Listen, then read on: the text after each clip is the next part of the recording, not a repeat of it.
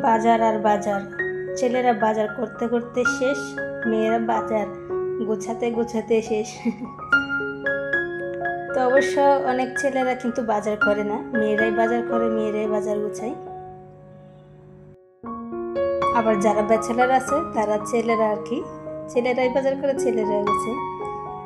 আসলে জীবনে খেতে গেলে, পেট চালাতে গেলে সব কিছুই করতে হবে, কাজকর্ম সব কিছুই সমান, কোনো কিছুই ছোট না।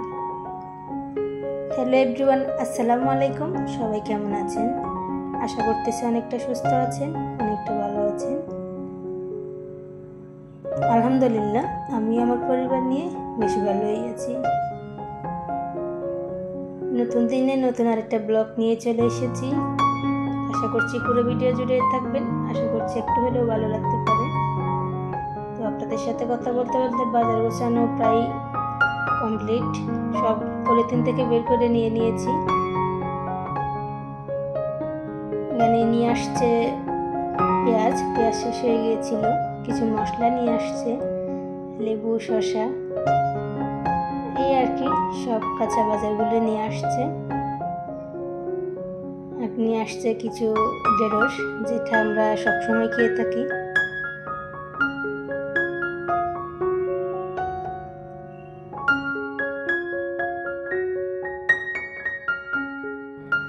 মেয়েদের কাজকর্ম এগুলো, বাজার গোছানো, রান্নাবান্না করা, সংসার সামলানো, এই আর কি।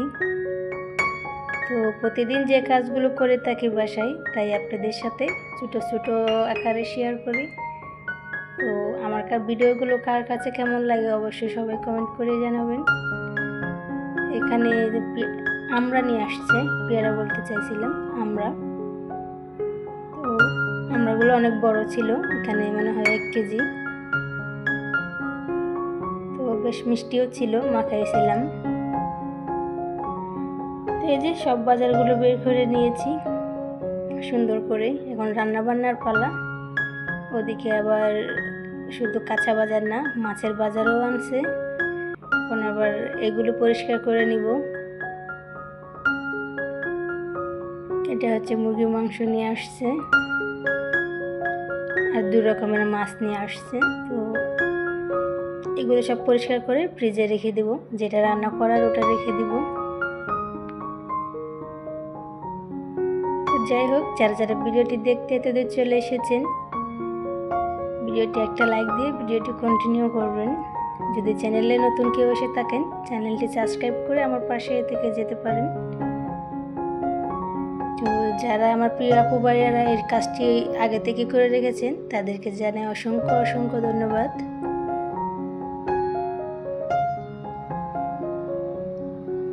তো এই আর কি, মাছ মাংস সবগুলো পরিষ্কার করে ফ্রিজে রেখে দিয়ে রান্নাবান্নায় চলে আসবো।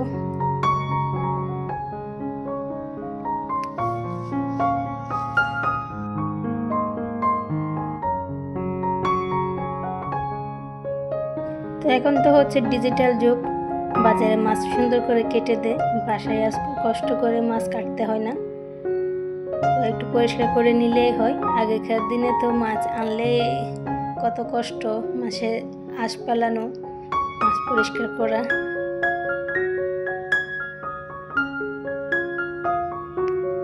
এই যে মাছ পরিষ্কার করে নিয়ে নিয়েছি, এখন ফ্রিজে রেখে দিব।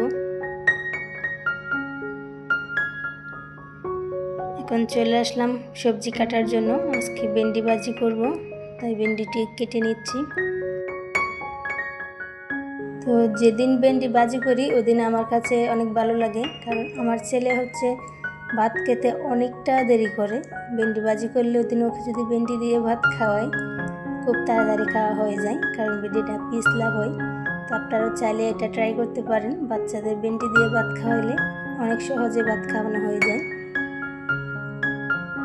তো সময়ও বেঁচে যায়।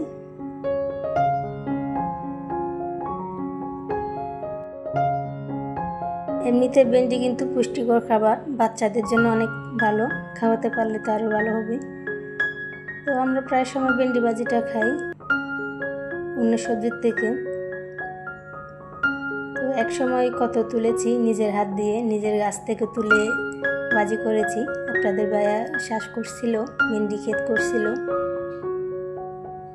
ওইটা হচ্ছে অনেক আগে, যখন করোনা চলছিল তখনই করছিল, যে মহামারী করোনা যখন ছিল তখন হচ্ছে এই যে ভেন্ডি ক্ষেত করছিল। তখন বাসায় আসছিল, তখন তো কোথাও বের হতে পারতো না, তো বাসায় বসে বসে দুজনে এগুলি করতাম। ও যদি ভেন্ডি তুলতে যেত আমিও চলে যেতাম, আর ভেন্ডি তুলতে আমার কাছে অনেক ভালো লাগতো। কচিগুলো একদম পটপট করে চলে আসতো। তো মাঝে মাঝে আমি কতগুলো বাতিও ছিঁড়ে ফেলতাম। তো বাতিগুলো ছিঁড়লে রাগ করতো, কারণ বাতি যেগুলো পাইকে গেছে ওগুলো কিন্তু আবার হচ্ছে বীজ করা যায় আর কি, পরের বারে আবারও লাগানো যায়। তো আমাদের একবারই করেছে, একবারই লাগিয়েছিল, বাসায় বসেছিল যখন। তো ভেন্ডি ক্ষেত করা কিন্তু অনেক কষ্টেরও। তো যাই হোক, ভেন্ডি কাটতে গিয়ে কিন্তু ভেন্ডি ক্ষেতে কথা চলে এসেছে, তাই আপনাদের সাথে গল্প করলাম।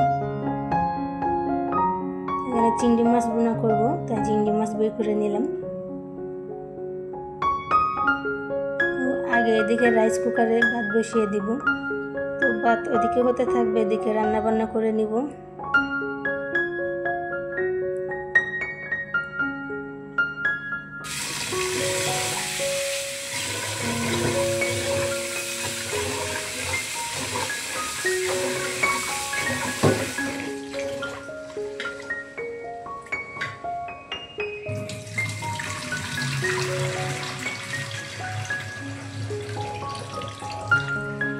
ওদিকে চাল দেওয়া শেষ, মাপ মতো পানি দিয়ে রাইস কুকারে ভাত বসিয়ে দিয়েছি। ওদিকে ভাত সুন্দর মতো হতে থাকবে, এদিকে আমি অন্যান্য কাজগুলো করে নিব। তো ভেন্ডি ভাজি করার সময় আমি সবসময় পেঁয়াজ মরিচ একসাথে দিয়ে দিই। তো কটা মরিচ ছিঁড়ে দিয়ে দিলাম, শুকনো মরিচ।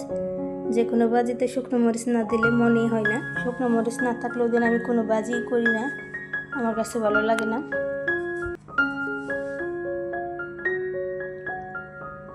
ভেন্ডিটা দিয়ে দিলাম, পরে কিছুটা লবণ দিলাম।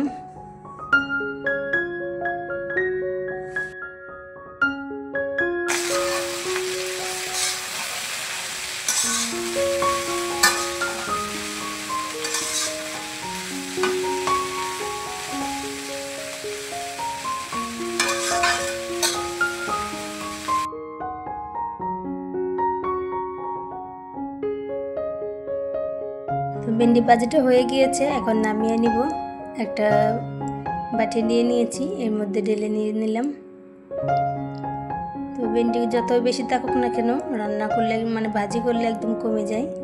তো আমার সবগুলো ভেন্ডিতে এতটুক ভাজি হয়েছে। তো গরম ভাতের সাথে ভেন্ডি ভাজিটা কিন্তু অনেক ভালো লাগে খেতে, গরম গরম। আমার কাছে তো অনেক ভালো লাগে। তো এদিকে চিংড়ি মাছটাও বসিয়ে দিয়েছি চুলায়, তো হয়ে এসেছে প্রায়। তো চিংড়ি মাছ কিন্তু আমি অনেক পছন্দ করি। আইজার বাবার জন্য খেতে পারি না, সে খেতে পারে না, তার উপরের খোসাটা নাকি ভালো লাগে না। তো আমার কাছে অনেক ভালো লাগে, অনেক পছন্দের একটা জিনিস চিংড়ি মাছটা। তো চিংড়ি মাছটা হয়ে এসেছে, এখন নামিয়ে নিব।